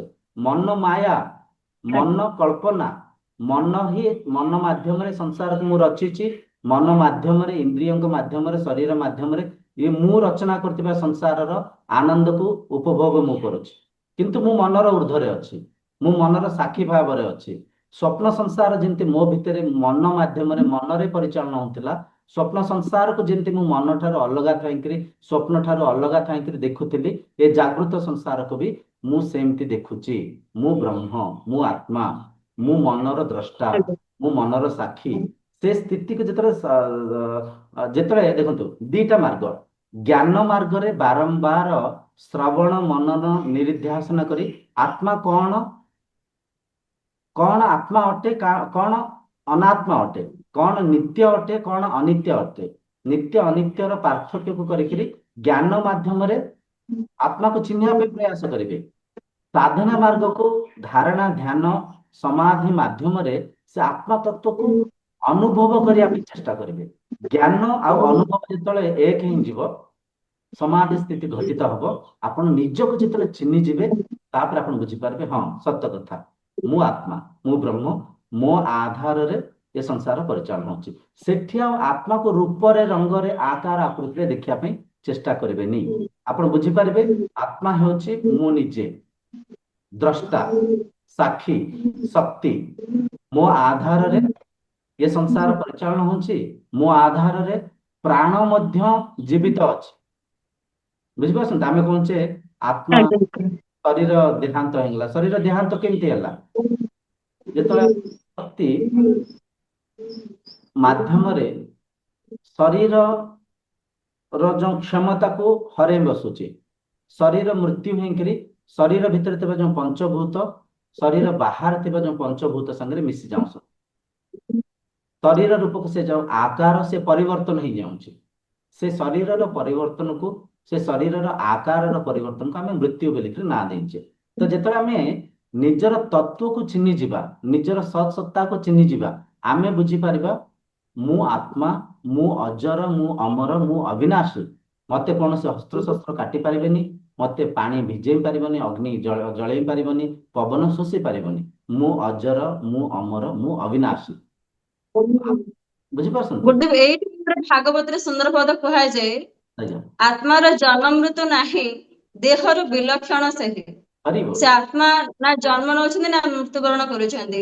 ପଞ୍ଚଭୂତ କଣ ହଉଛି, ଗୁରୁଦେବ ମୃତ୍ୟୁର ଅର୍ଥ ହଉଛି ପରିବର୍ତ୍ତନ। ଆମେ ଖାଲି ମୃତ୍ୟୁ କହିବାନି ଯେ ବାର୍ଦ୍ଧକ୍ୟ ଅବସ୍ଥାରେ ହଉଛି, ସେଇଟା ବି ବାଲ୍ୟ ଅବସ୍ଥାରେ ହଉଛି। ବାଲ୍ୟ ଅବସ୍ଥା ଯେତେବେଳେ ମୃତ୍ୟୁବରଣ କରୁଛି, କିଶୋର ଅବସ୍ଥା ଜନ୍ମ ନଉଛି, କିଶୋର ଅବସ୍ଥା ଯେତେବେଳେ ମୃତ୍ୟୁବରଣ କରୁଛି, ଯୁବକ ଅବସ୍ଥାରେ ଜନ୍ମ ନଉଛି, ଯୁବକ ଅବସ୍ଥା ମୃତ୍ୟୁବରଣ କଲା ପରେ ବୃଦ୍ଧାବସ୍ଥା ଜନ୍ମ ନଉଛି। ମୃତ୍ୟୁ ତାପରେ ପରିବର୍ତ୍ତନ। ସମ୍ପୂର୍ଣ୍ଣ ଭାବରେ ପରିବର୍ତ୍ତନ ଟା ଯୋଉଠୁ ସୃଷ୍ଟି ହେଇଥିଲା ସେଇଠି ପୁଣି ଲୀନ ହେଇଯାଉଛି। ଏ ବିଲକୁଲ। ସମ୍ପୂର୍ଣ୍ଣ ପ୍ରତ୍ୟେକ କ୍ଷଣ, ପ୍ରତ୍ୟେକ ମୁହୂର୍ତ୍ତରେ ଏ ପରିବର୍ତ୍ତନ ହେଇ ଚାଲିଛି। କିନ୍ତୁ ଆମେ ଯେହେତୁ କଣ କରିଛେ ନା ତା ସହିତ ଏକତ୍ବ ହେଇଯାଇଛି, ନିଜକୁ ସେଇ ଶରୀର ବୋଲି ଆମେ ଜ୍ଞାନକୁ ଦେଇଛେ, ତ ଏଇ ପରିବର୍ତ୍ତନକୁ ଆମେ ଜାଣିପାରୁନେ, କେବଳ ମୃତ୍ୟୁଟାକୁ ଆମେ ଜାଣୁଛେ। କିନ୍ତୁ ଯେତେବେଳେ ଆମେ ନିଜକୁ ମାନେ ଚିହ୍ନି ମୃତ୍ୟୁଟାକୁ ପାରିବା, ଜାଣିଛେ କହିପାରିବି, ଜାଣିବା ଯେ ଅବିଦ୍ୟାରେ ମାନିଛେ, ଆଜ୍ଞା, ଲୋକାଚାର ଦେଖିକିରି ନିଜକୁ ଦେହ ମାନିଛେ, ସେ ଦେହ ମାନିବାକୁ ନେଇକିରି ଦେହ ମାଧ୍ୟମରେ ପରଖୁଛେ, ପରଖିବା ମାଧ୍ୟମକୁ ନେଇକିରି ଅବିଦ୍ୟାରେ ଆମେ ଅସ୍ମିତାରେ ଭୟଭୀତ ହଉଛେ। ଭଲ ଲାଗିଲା, ଆଜିର ଚର୍ଚ୍ଚା ଭଲ ହେଲା। ମାନିବାର କୋଠକୁ ଯେତେବେଳେ ଆମେ ଯାଇପାରିବା, ମାନିବାଟା ଯେତେବେଳେ ଆମ ଭିତରୁ କଟିଯିବ, ଅନ୍ଧକାରଟା, ସେ ଅନ୍ଧକାର ଉପରେ ଯୋଉଟା ରହିଛି ଆଲୋକ ଯେତେବେଳେ କିରଣ ବର୍ଷିବ, ଆମେ ନିଜ ସ୍ୱରୂପକୁ ଜାଣିପାରିବା, ତାପରେ ଗୁରୁଙ୍କ ମାଧ୍ୟମରେ ଅନୁଭବ କରିପାରିବା। ସାଧନାକୁ ବିଧି ତ ନିହାତି ଆମେ ଆଚରଣ କରିବା, କାହିଁକି ନା ସ୍ୱରୂପକୁ ଅନୁଭବ କରିବା ପାଇଁ ମାଧ୍ୟମ ହଉଛି କେବଳ ସାଧନା। ଖାଦ୍ୟ ଥୁଆଯାଇଛି, ଖାଇବ କିଏ? ସେ ଶରୀର। ସେଇଭଳିଆ ଜ୍ଞାନ ଗୁରୁ ଦେବେ, କିନ୍ତୁ ଅନୁଭବ କରିବାକୁ ପଡିବ କିଏ? ସେ ନିଜେ। ଠିକ ଅଛି। ତ ଆମେ ବୁଝୁଥିଲେ ଯେତେବେଳେ ଆମେ ଧ୍ୟାନ, ଧାରଣା, ସ୍ୱାଧ୍ୟାୟ କରି ମନର ঊର୍ଧ୍ୱକୁ ଯିବା, ଯେତେବେଳେ ସେ ଆତ୍ମା ସାଙ୍ଗରେ ସମାହିତ ହବା, ଯେତେବେଳେ ଆମେ ଧ୍ୟାନ ମାଧ୍ୟମରେ ସମାଧି ଅବସ୍ଥାକୁ ଯିବା, ସମାଧି ଅବସ୍ଥାରେ ଯେତେବେଳେ ମନ ରହିତ ନିଜର ସ୍ୱସ୍ଥିତିକୁ ଆମେ ପରଖିବା, ନିଜର ସ୍ୱ ତତ୍ଵକୁ ଆମେ ବୁଝିବା, ତାପରେ ଆମେ ବୁଝିପାରିବା ମୁଁ ଶରୀର, ଇନ୍ଦ୍ରିୟ, ମନ ନୁହେଁ, ମୁଁ ଆତ୍ମା, ମୁଁ ଆଧାର, ମୁଁ ବ୍ରହ୍ମ। ତ ସେ ସ୍ଥିତିକୁ ଗଲା ପରେ ଆମେ ଏ କଥାକୁ ବି ବୁଝିପାରିବା ଆତ୍ମାର କୌଣସି ଆକାର ଆକୃତି ନାହିଁ, କୌଣସି ସ୍ୱରୂପ ନାହିଁ, କୌଣସି ରଙ୍ଗ ରୂପ ନାହିଁ, କୌଣସି ଗୁଣ ବର୍ଣ୍ଣ ନାହିଁ। ଆତ୍ମା ନିର୍ଗୁଣ, ନିରାକାର, ଅଲେଖ, ଅବ୍ୟକ୍ତ ଅବସ୍ଥା। ତ ସେ ସ୍ଥିତିକୁ ଗଲେ ଆମେ ଏ ସତ୍ୟକୁ ଚିହ୍ନି ପାରିବା। ଏବେ ଯେହେତୁ ଆମେ ଈଶ୍ୱରଙ୍କୁ ନାମରେ, ରୂପରେ, ଆକାର ଆକୃତିରେ ଶୁଣିଛେ, ଆମ ମନ ଭିତରେ ବହୁତ ସାରା ଟିଭି ସିରିଏଲର ପ୍ରଭାବ ବି ପଡିଛି, ସିନେମାର ପ୍ରଭାବ ବି ପଡିଛି, ଆମ ସଂସ୍କାର ଉପରେ ଅନେକ ଗପ କାହାଣୀର ବି ପ୍ରଭାବ ପଡିଛି। ତ ସେ ସବୁ ଜିନିଷକୁ ଆଧାର କରି ଯେହେତୁ ଆମେ ପରଖୁଛେ, ଏଠି ବି ଆତ୍ମାକୁ ଏକ ବସ୍ତୁ ରୂପରେ, ଏକ ଆକାର ରୂପରେ ଦେଖିବା ପାଇଁ ଚେଷ୍ଟା କରୁଛେ। କିନ୍ତୁ ସତ୍ୟ ହେଲା ଆତ୍ମା ଦୃଶ୍ୟ ନୁହନ୍ତି, ଆତ୍ମା ଦ୍ରଷ୍ଟା। ଆତ୍ମା ବସ୍ତୁ ନୁହନ୍ତି, ଆତ୍ମା ବିଷୟ, ବସ୍ତୁର ଆଧାର। ବୁଝିପାରୁଛନ୍ତି? ଆମେ ଅଧିକରୁ ଆଜ୍ଞା ଅଧିକ ମନ ଯାଇ ଚିହ୍ନି ପାରୁଛେ, ମନ ଯାଇ ବୁଝି ପାରୁଛେ। କାହିଁକି ନା ମନ କଥା ବି ଆମେ ସାଇନ୍ସ ରେ ପଢିଛେ, ପରାବିଦ୍ୟାରେ ବି, ମାନେ ଅପରାବିଦ୍ୟାରେ ବି ଆମେ ମନ ଉପରେ ଚର୍ଚ୍ଚା ହେଇଥାଉ। ବିଜ୍ଞାନ ବି ଯିଏ ପଢିଥାନ୍ତି ସେ ବି ବ୍ରେନ୍ କଥା, ନ୍ୟୁରୋ ସାଇନ୍ସ କଥା, ମନ କଥା ପଢିଥାନ୍ତି। କିନ୍ତୁ ମନର ଊର୍ଦ୍ଧ୍ୱରେ ବି କିଛି ଶକ୍ତି ଅଛି, ପ୍ରାଣର ଊର୍ଦ୍ଧ୍ୱରେ ବି କିଛି ଶକ୍ତି ଅଛି। ସେ କଥାକୁ ଆମେ ଅପରାବିଦ୍ୟାକୁ ନ ପଢିଥିବାରୁ ଜାଣିପାରିନଥାଉ। ତ ଯେହେତୁ ନିଜକୁ ଆମେ ଚିହ୍ନିନେ, ମନର ଆଧାର ରୂପରେ ବି କୌଣସି ଶକ୍ତି ଅଛି, ପ୍ରାଣର ଆଧାର ରୂପରେ ବି କିଛି ଶକ୍ତି ଅଛି। ବୁଝିପାରୁଛନ୍ତି? କେନ ଉପନିଷଦର ଅଷ୍ଟମ ଆଜ୍ଞା ମନ୍ତ୍ରରେ ଅଛି, ୟତ୍ ପ୍ରାଣୀନ ନା ପ୍रणीयति येन प्राण प्रणीयते तदेव ब्रह्मत्वं विद्धि नेदम यदिदम उपासते। ये ପ୍ରାଣର ଯୋଉ ଆଧାର, ଯୋଉ ଶକ୍ତିର ଆଧାରରେ, ଯୋଉ ଶକ୍ତିର ମାଧ୍ୟମରେ ଏ ପ୍ରାଣ ଏ ଶରୀରରେ ପରିଚାଳନା ଅଛି, ଏ ପ୍ରାଣ ଏ ଶରୀର ଭିତରେ ଜୀବିତ ଅଛି, ତଦେବ ବ୍ରହ୍ମତ୍ୱ ବିଦ୍ଧି, ତାଙ୍କୁ ତୁମେ ବ୍ରହ୍ମ ରୂପରେ ଚିହ୍ନ, ତାଙ୍କୁ ତୁମେ ଆତ୍ମା ରୂପରେ ଚିହ୍ନ। ଇଏ ଜ୍ଞାନ ତ ବହୁତ ଗଭୀର ଜ୍ଞାନ। ଆମେ ସାଧାରଣ ଭାଷାରେ ଆମେ ଜାଣିଥାଉ ପ୍ରାଣ ହିଁ ସବୁ କିଛି, ପ୍ରାଣ ଶକ୍ତି ହିଁ ସବୁ କିଛି। ଆଜ୍ଞା ପ୍ରାଣ ଶକ୍ତି ଯେତେବେଳେ ଶରୀରକୁ ଛାଡି ଦଉଛି, ଆମେ ଜଡ ହେଇଯାଉଛେ, ଆମେ ଶବ ହେଇଯାଉଛେ, ଦେହାନ୍ତ ହେଇଯାଉଛେ। ଆଉ ବହୁତ ସାରା ଗପ କାହାଣୀ ବି ଆମେ ଶୁଣିଛେ, ଆତ୍ମା କୋଉଠିକି ସ୍ୱର୍ଗକୁ ଯିବ, ବୈକୁଣ୍ଠକୁ ଯିବ, କୋଉଠି ଆତ୍ମାର ମୁକ୍ତି ମିଳିବ। ଏସବୁ ଗପ କାହାଣୀରେ ବି ଯେହେତୁ ମନରେ ଆମେ ମନକୁ ପ୍ରୋଗ୍ରାମିଂ କରିଛେ, ସେଇ ସଂସ୍କାର ଗୋଟେ ଆମକୁ। ଏଇଠି ଗୋଟେ ପ୍ରଶ୍ନ କରିବି। ଆଜ୍ଞା। ଆପଣ ଯେମିତି କହିଲେ ଆମେ ଶୁଣିଛେ ଯେ ଆତ୍ମା ସ୍ୱର୍ଗକୁ ଯିବ, ଏଠି ବି କିଛି ଲୋକ ଏମିତି ବି କହିଥାନ୍ତି ମଲା ବେଳେ ଯେ ଆତ୍ମାକୁ ଶାନ୍ତି ପ୍ରଦାନ ହଉ, ତାଙ୍କ ଆତ୍ମା ସଦ୍ଗତି ହଉ, ଏଇଟା ବି ଲୋକ କୁହନ୍ତି। ଅଜ୍ଞାନ, ଅଜ୍ଞାନ ସେ ଯୋଗୁ, ଆତ୍ମଜ୍ଞାନର ଆଜ୍ଞା ଅଭାବର। ଆତ୍ମାକୁ ଶାନ୍ତିର ଆବଶ୍ୟକ ନାହିଁ, ଆତ୍ମା ହିଁ ଶାନ୍ତିର ସ୍ରୋତ, ଆତ୍ମା ହିଁ ଆନନ୍ଦର ସ୍ରୋତ। ବୁଝିପାରୁଛନ୍ତି? ତା ପ୍ରମାଣ ବି ଆମେ ଅନେକ ଥର ଏ ଚ୍ୟାନେଲରେ ଚର୍ଚ୍ଚା ହେଇଛେ।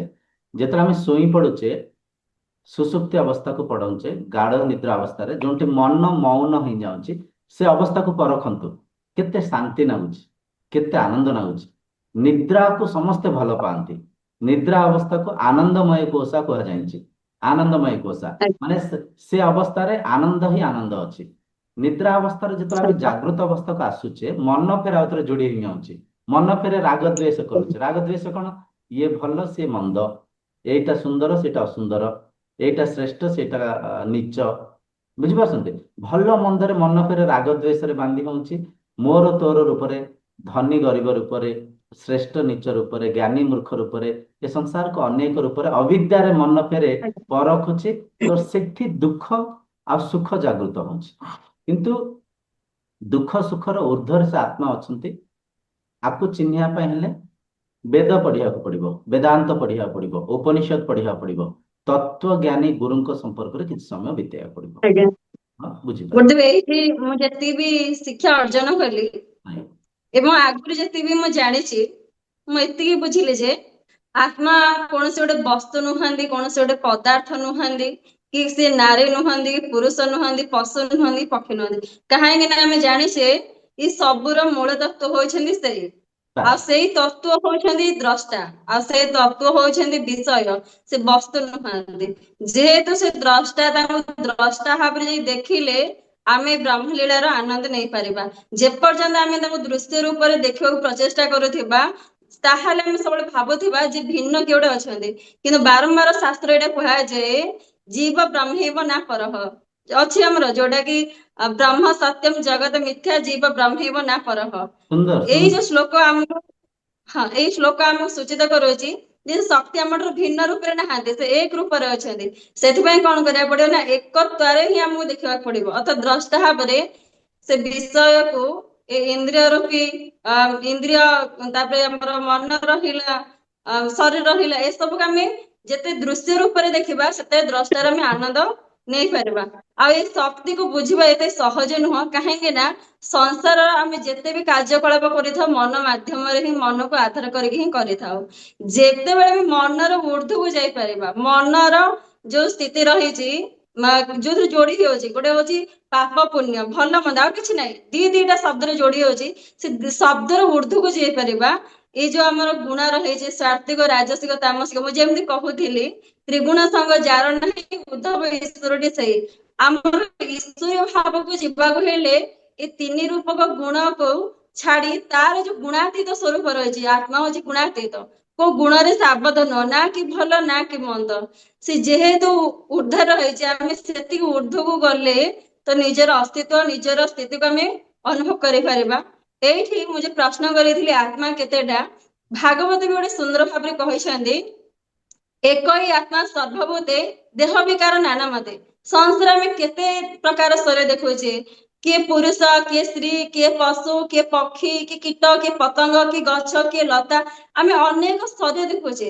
ଶରୀର ଅନେକ ହେଲେ ବି ଆତ୍ମା ହଉଛି ଏକ। ଯେମିତି ଆମେ ଉଦାହରଣ ଏଇଟା ବୁଝିପାରିବା, ଗୋଟିଏ ବିଦ୍ୟୁତ ଶକ୍ତି ଆଧାର କରି ଘରେ 50ଟା ବଲ୍ବ ଜଳୁଛି, 50ଟା ଫ୍ୟାନ ଆମେ ବି ଜଳେଇ ପାରିବା, କିଛି ଅସୁବିଧା ନାହିଁ। ଗୋଟେ ନିଶ୍ଚିତ। ଶକ୍ତିରେ ଅନେକ ଜିନିଷ ଆମେ ପରିଚାଳନା କରିପାରୁଛେ, ଶକ୍ତି କିନ୍ତୁ ଗୋଟିଏ। ଠିକ ସେହିପରି ଏ ଆତ୍ମ ଶକ୍ତି ହଉଛି ଗୋଟିଏ, ତାକୁ ଆଧାର କରି ସଂସାରରେ ଅନେକ ଶରୀର ପରିଚାଳନା ହଉଛନ୍ତି। ଆହୁରି ଗଭୀର ସ୍ଥୂଳରୁ ଭାବରେ ବୁଝିବା। ସ୍ଥୂଳରୁ ଯେତେବେଳେ ଆମେ ସୂକ୍ଷ୍ମ ଆଡକୁ ଯିବା ଏ ଏକତାକୁ ପରଖି ପାରିବା। ଆଜ୍ଞା ସ୍ଥୂଳରେ ଭିନ୍ନତା ଅଛି। ସ୍ଥୂଳରେ ଯଦି ଆମେ ଶରୀରକୁ ଦେଖିବା, ଆଜ୍ଞା ଶରୀରରେ ଆକାର ଅଲଗା ଅଛି, ଆକୃତି ଅଲଗା ଅଛି। ତାପରେ ସ୍ଥୂଳରୁ ଧୀରେ ଧୀରେ ଯେତେବେଳେ ଆମେ ସୂକ୍ଷ୍ମ ଆଡକୁ ଯିବା, ସୂକ୍ଷ୍ମ ଆଡକୁ କଣ, ସେ ସ୍ଥୂଳ ଶରୀର କୋଉ କାହା ମାନେ କାହା ମାଧ୍ୟମରେ ନିର୍ମାଣ ହେଇଛି ଆମେ ଫେରେ ପରଖି ପାରିବା, ବୁଝିପାରିବା। ସେଇ ପଞ୍ଚତତ୍ଵ ପଞ୍ଚଭୂତ ମାଧ୍ୟମରେ ଶରୀର ନିର୍ମାଣ ହେଇଛି। ତାଠୁ ଆଉ ଟିକେ ସୂକ୍ଷ୍ମ ଆଜ୍ଞା ଗଲେ ଆମେ ସ୍ଥୂଳ ଶରୀରରୁ ସୂକ୍ଷ୍ମ ଶରୀରକୁ, ସୂକ୍ଷ୍ମ ଶରୀର ରୂପରେ କାରଣ ଶରୀରକୁ, କାରଣ ଶରୀରରୁ ଆତ୍ମ ତତ୍ଵକୁ ଆମେ ଚିହ୍ନି ପାରିବା। ତ ଏ ଯୋଉ ସ୍ଥୂଳତାରେ ଆମେ ସଂସାରକୁ ବହିର୍ମୁଖୀ ହେଇକିରି ରଙ୍ଗ ରୂପରେ, ନାମ ସ୍ୱରୂପରେ ଯେହେତୁ ଚିହ୍ନିଛେ, ଏ ଚିହ୍ନିବାକୁ ମାଧ୍ୟମ କରି ଏ ଚିହ୍ନିବାର ଊର୍ଦ୍ଧ୍ୱକୁ ଯିବା ପାଇଁ ଆତ୍ମଜ୍ଞାନକୁ ଯେତେବେଳେ ଆମେ ଶ୍ରବଣ କରିବା, ଭଗବତ ଗୀତାକୁ ଶ୍ରବଣ କଲେ, ଉପନିଷଦକୁ ପଢିଲେ, କେବଳ ପଢିଲେ ହବନି, ପଢିବାର ସଙ୍ଗେ ସଙ୍ଗେ ସାଧନାକୁ ଆଚରଣ କରିବା, ଅନୁଭବ କରିବା ପାଇଁ ଚେଷ୍ଟା ପ୍ରଚେଷ୍ଟା କରିବା। ବାରମ୍ବାର ମନରେ ଅନେକ ପ୍ରଶ୍ନ ଉଠିବ, ଅନେକ ପ୍ରଶ୍ନ ଉଠିବ। ଏଇଟା ପ୍ରକୃତି, ମାନେ ମନର ପ୍ରକୃତି ଏଇଟା। ଯେହେତୁ ମନକୁ ଆମେ ଅନେକ ଆଜ୍ଞା ରୂପରେ, ଅନେକ ନାମରେ, ଅନେକ ଜାତିରେ, ଅନେକ ଧର୍ମରେ, ଅନେକ ପ୍ରଜାତିରେ, କେତେ ରୂପରେ ସମାଜକୁ କାଟି ବାଣ୍ଟିକିରି ଆମେ ଦେଖୁଛେ।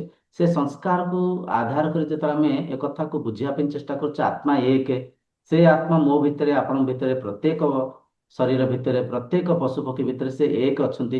ଏଠି ଆମ ସଂସ୍କାର ମେଳ ଖାଉନି, ଆମ ସଂସ୍କାରର ତାଦାତ୍ମ୍ୟ କଥା ଏଠି ମାନେ ସିଙ୍କ ହଉନି। ଏଠି ଆମ ମନ ଗ୍ରହଣ କରୁନି ଏ କଥାକୁ। କାରଣ ନା ନାଇଁ, ଏଇଟା ଅସମ୍ଭବ। ଦେଖନ୍ତୁ, ଯୋଉଠି ବି ମନରେ ପ୍ରଶ୍ନ ଆଜ୍ଞା ଉଠିବ, ଗୁରୁଙ୍କୁ ପଚାରିକିରି ସେ ପ୍ରଶ୍ନର ଉତ୍ତରକୁ ବୁଝିବେ, ମନକୁ ସ୍ପଷ୍ଟ କରିବେ। ଧୀରେ ଧୀରେ ଧାରଣା କରିକିରି ଧ୍ୟାନସ୍ଥ ହେଇକିରି ସମାଧି ଅବସ୍ଥାକୁ ଯେତେବେଳେ ଯିବେ, ଆଜ୍ଞା। ତାପରେ ତୁରୀୟ ଅବସ୍ଥାକୁ ଯାଇକିରି ଏ ସତ୍ୟକୁ ପରଖ ପାରିବେ। ଗୋଟେ ଗୋଟେ ବଢିଆ କଥାଟେ କହିଲେ, ପ୍ରଶ୍ନ କଥା। ଆମେ ଦେଖିବା ଭାଗବତ ବି ଯଦି ଆଧାର ହେଇକି ମାନେ ସଂସାର ଆଜି ଗୋଟେ ଶାସ୍ତ୍ର ରୂପରେ ଠିଆ ହେଇଛି କେବଳ ପ୍ରଶ୍ନର ଆଧାରରେ। ପ୍ରଶ୍ନ ଯଦି ବି ଶ୍ରୀମଦ ଭଗବତ ଗୀତା ଆସିକି ଠିଆ ହେଇଛି ଆମ ଆଗରେ, ଆମେ ତାକୁ ଶାସ୍ତ୍ର ରୂପରେ ପଢି ପାରୁଛେ, ସେ ବି ପ୍ରଶ୍ନର ଆଧାରରେ। କେନ ଉପନିଷଦ ପ୍ରଶ୍ନର ଆଧାରରେ, କଠ ଉପନିଷଦ ପ୍ରଶ୍ନର ଆଧାରରେ, ଏଠି ଗୋଟେ ସବୁ କଥା, କିଛି ପ୍ରଶ୍ନର ଥଳି ହିଁ ଆମ ପାଖରେ ରହିଛି। ଏଠି ଦେଖନ୍ତୁ, ଆତ୍ମଜ୍ଞାନ ଆରମ୍ଭ ହେଇଥାଏ ପ୍ରଶ୍ନର ଆଧାରରେ, ମୁଁ କିଏ, ମୁଁ କିଏ। ଆଜ୍ଞା ଆଉ ଦେଖନ୍ତୁ, ଏଠି ଯେତେବେଳେ ସତରେ ଆପଣଙ୍କ ଭିତରୁ ଏ ପ୍ରଶ୍ନ ଉଠିବ, ସତରେ ଆପଣଙ୍କ ବିବେକ, ଆପଣଙ୍କ ମନ, ଆପଣଙ୍କ ଅନ୍ତର ମନ ଯେତେବେଳେ ଏ ପ୍ରଶ୍ନକୁ ଉଠେଇବ, ମୁଁ କିଏ, ମୁଁ ଜନ୍ମ ପୂର୍ବରୁ, ଜନ୍ମ ହବା ପୂର୍ବରୁ କୋଉଠି ଥିଲି, ମୁଁ ମୃତ୍ୟୁ ପରେ କୁଆଡେ ଯିବି, ମୋର ସତ୍ୟ କଣ, ମୋର ଅସ୍ତିତ୍ବ କଣ, ବୁଝିପାରୁଛନ୍ତି।